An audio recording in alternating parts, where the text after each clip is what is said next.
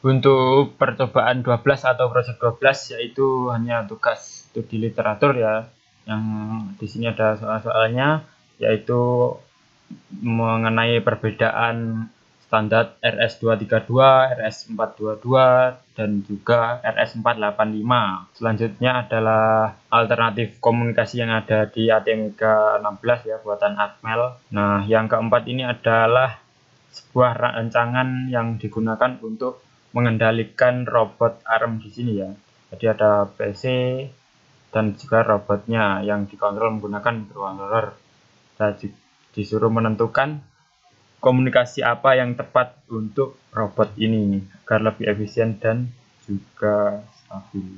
Nah, untuk yang pertama adalah perbandingan antara standar komunikasi RS232, RS422 dan juga RS485. Dari segi kabel untuk komunikasi, RS232 menggunakan single ended, sedangkan RS422 dan 485 menggunakan diferensial. Untuk tipe sinyalnya RS232 unbalanced dan 422 dan 485 itu sudah balance ya. Untuk tegangan kerjanya yaitu untuk logic 0 untuk RS232 adalah plus 5 sampai dengan plus 15 terhadap ground ya. Untuk RS422 plus 6 sampai dengan 6 volt terhadap terminal A atau B, ini karena ini adalah diferensial jadi tidak terhadap ground. Untuk RS485 juga sama, plus 2 dan sampai dengan 6 volt. Untuk logic satunya adalah min 5 sampai min 15 terhadap ground untuk RS232, sedangkan RS422 adalah min 2 sampai dengan min 6, sama juga untuk RS485. Untuk kecepatan data, RS232 adalah 20 kbps max, sedangkan RS422 dan RS485 itu memiliki kecepatan yang sangat tinggi yaitu 10 megabit per second untuk 15 meter ya. Sedangkan untuk 1,2 kilo kecepatan datanya adalah 100 kilobyte per second. Jadi RS422 dan RS485 ini digunakan untuk komunikasi jarak jauh. Untuk maksimum kabelnya RS232 hanya 15 meter, sedangkan RS422 dan RS485 adalah 1,2 km.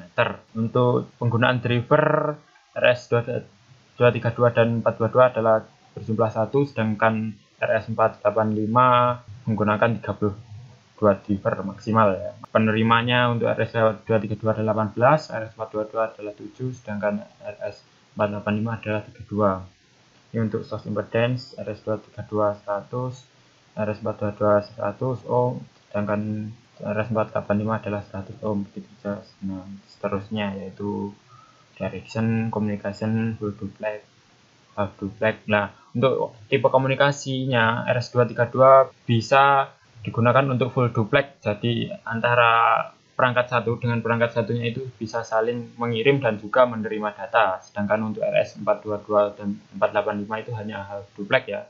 Jadi hanya salah satu saja yang dapat mengeksekusi yaitu master. Jadi master bisa mengirim maupun menerima dengan perintahnya. Slave hanya menuruti perintah dari master. Ini untuk perbedaan portnya ya. Jadi port yang digunakan itu sama sebenarnya di P9 namun konfigurasi pinnya berbeda.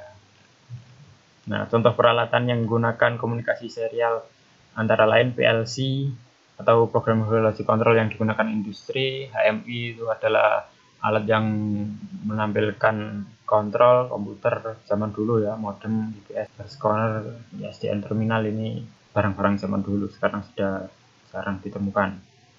Untuk pengaplikasian dari komunikasi serial yaitu pada RS232 yaitu ada MOS, printer, modem, dan instrumen industri. Kalau di instrumen industri RS232 itu masih sangat banyak digunakan. Dengan RS422 itu bisa ditemukan di Apple. Untuk 485 itu digunakan untuk industri yang memiliki komunikasi jarak jauh. Untuk berkomunikasi antara RS232 dengan RS485 yang memiliki tegangan yang berbeda, itu diperlukan sebuah konverter, yaitu konverter antara RS232 ke RS485. Berikut merupakan skematik dari konverter tersebut. Nah, dari sisi bawah ini adalah sisi regulator, yaitu yang digunakan untuk mensuplai tegangan antara IC MAX232 dan juga MAX485. Jadi konverter di sini menggunakan sebuah IC yang terintegrasi, jadi lebih sederhana skematiknya.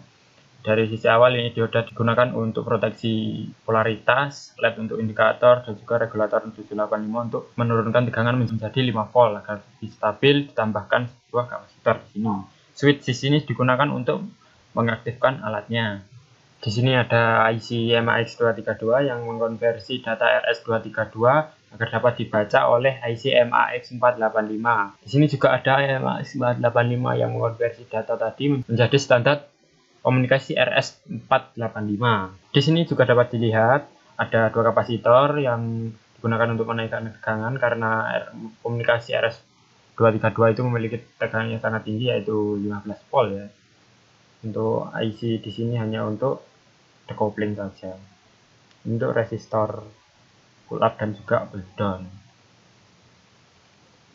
Nah, pada microcontroller ATmega 16 itu setidaknya ada 3 standar komunikasi atau tipe komunikasi, yaitu UART, Universal Asynchronous Transmitter, SPI yaitu Serial Peripheral Interface, dan juga I2C, Inter-Integrated Circuit. Jadi pada komunikasi SPI itu ada mekanisme master slave, di I2C itu ada mekanisme address ya. Jadi satu microcontroller dapat berkomunikasi dengan banyak perangkat berdasarkan address-addressnya masing-masing. Nah, pada soal keempat itu adalah merancang protokol komunikasi yang untuk robot ARM. Nah, dari PC itu ke microcontroller biasanya menggunakan USB to TTL, karena pada laptop sekarang itu sudah tidak dilengkapi dengan RS232. Kalaupun misalnya itu menggunakan PC lama, itu juga dapat menggunakan RS232 ke TTL. Nah, kemudian dari microcontroller itu akan ditransmisikan ke semua microcontroller. Microcontroller di sini digunakan untuk mengoperasikan sebuah sendi atau servonya dari robot ARM tersebut dengan protokol komunikasi UART. Nah, di sini itu dihubungkan secara paralel.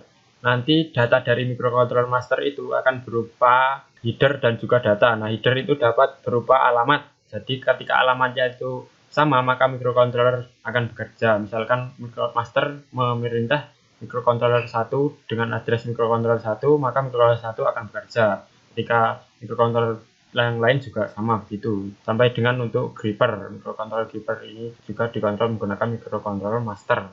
Untuk kamera itu akan diambil datanya ketika microcontroller master itu memintanya.